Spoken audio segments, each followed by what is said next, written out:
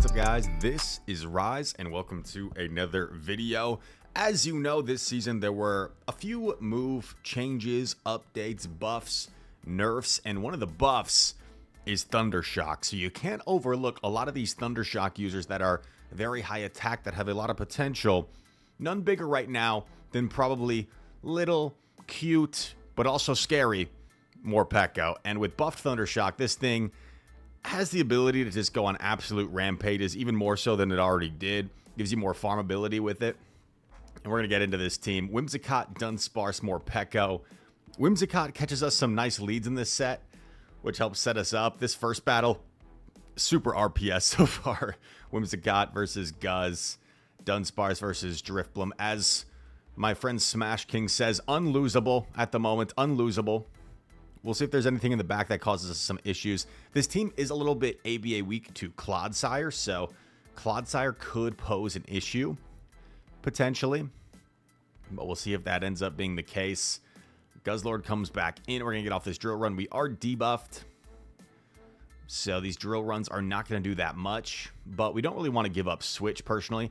And then I realized, you know, the opponent might be doing something clever here. They might be going for a massive farm down in efforts to threaten our Whimsicott with Sludge Bomb if they're running Sludge Bomb. We get off a third drill run here as they're going for this massive farm down. And we do pull up Protect Shields. That's nice. At least I can get a shield off of Guzzlord here. Whims comes in. I'm going to respect a potential Sludge Bomb. And unfortunately, we get Dragon Claw baited. That's tough. In comes Toxapex. And they top left. They just countered all the way through. They think the algorithm was out to get them. But no. We are just running this team. And not a whole lot the opponent really could have done there in game one, to be honest. Just a pretty RPS rock, paper, scissors matchup. Here we go. Next opponent. Whims into Clod. So tough lead. See if we can find our way out of this. We're going to swap Dunsparce. Hope that they don't have a solid check, but they do have a pretty solid check in Superior. So this looks kind of tough. But we'll see if we can get some sort of advantage out of this. They did give us a little bit of a head start, so I don't know. Maybe we can somehow get to 3 Rock Slides before they get to 2 attacks here. Let's see. Going for a Rock Slide once again, trying to throw on proper timing. And I'm 2 off the next Rock Slide, so we're rolling out. They do Charge Attack priority us. I don't really feel like it's worth a shield. And I kind of need shields for Morpeko in my mind, so they actually aerial ace, so I survive, I get off the Rock Slide, and I get a shield. That's best case scenario for me. Now, I know Whims is not going to be of much use against Clodsire anyway, right? So I'm perfectly willing to take an aerial ace here. No problemo. We want to save shields for Morpeko. So we swap, we get a slight Thunder Shock head start, and Clod comes in. Gonna Psychic Fangs right away, right? Right away, debuff them as soon as possible. And then we'll probably look to go for that Aura Wheel. They throw immediately, I believe. And we are going to build up. Go for that Aura Wheel on a Charge Attack priority, it looks like. This does a lot of damage. It's such a heavy hitting move. Grabs the shield. It's a little bit concerning here because Psychic Fangs is not going to be enough to knock out, of course. Even though they're debuffed and we're buffed. So we might have to try and make a catch here to give ourselves a chance. I don't think we're going to get to Aura Wheel or Psychic Fangs for that matter before they get to a Stone Edge. So I catch on Whims and tried to click my move in case they didn't throw, but they did. Stone Edge, they undercharge. And now I'm like, okay, I'm just going to knock out Claude since my move registered. And it's Gator. And they top left. However, I don't know if that game was over because what they would have had to do for their win condition would be hope that they survive a Seed Bomb and then farm me down. I think Seed Bomb probably does too much to a Shadow Gator for that to happen. But that's why you see me pausing here. I'm like, wait a second, did they have that? Because my Morpeko didn't have a move. So they would have had to commit to a farm down. You know, I can actually pause this for a sec and pull up the old pvpoke.com.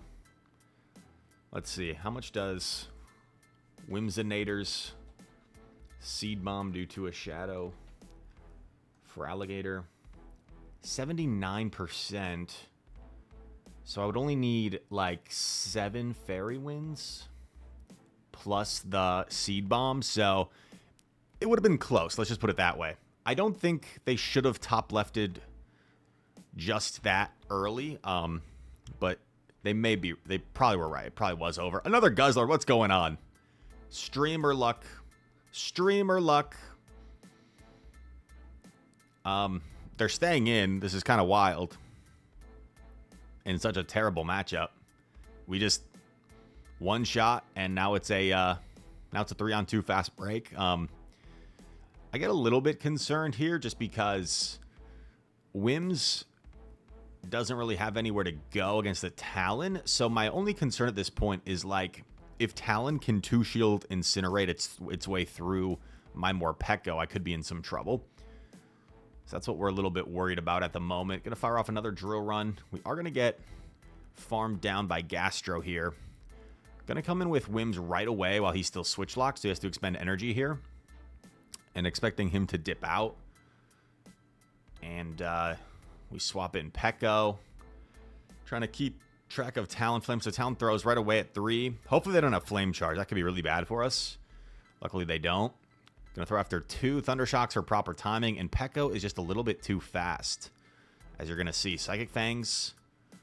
Form change. Gonna throw after 2 again. Because if they know it's a Psychic Fangs, right? But if they let this go, they're just gonna be way too low. So we're feeling pretty good here. Our opponent tried to commit to the full farm down. Ironically, if our opponent had never thrown a fly, they might have actually won. Because I think we don't get there if they had never thrown that fly. We don't get that 1 extra Thunder Shock. So a very close game. However, if they don't get any of our Protect Shields, then maybe Whimsicott still sweeps anyway. So I don't know. TJ Whiskey. Corsola lead. Okay. Galarian Corsola, super bulky, super strong Pokemon. It actually just won a regional. Shout out to Richie winning the Bogota, Colombia regional. Nightshade does some really solid damage. It's crazy how bulky Corsola is and like how much damage it still inflicts with that Nightshade. It's quite impressive. Building up and actually catch onto Dunsparce, which is pretty nice. Save a move on Wims as well. In comes Pangoro. Pangoro, not ideal for Dunsparce here. However, Morpeko avoiding this is nice. And then this really surprised me. Allows me to get off the second drill run, which is going to pull a Protect Shield. So that was really nice for us. They're going to go for a charge attack here. Probably the close combat to knock us out. No, they Night Slash. I aggressively swap, get off my Seed Bomb here. Rather than just giving him more farm. He shields. And he throws energy, which is huge for me. I think he could have Karate Chop down for sure, but I guess he didn't want to take the Fairy Wind damage. So now I'm up 2 Protect Shields. And this is Morpeko time, baby.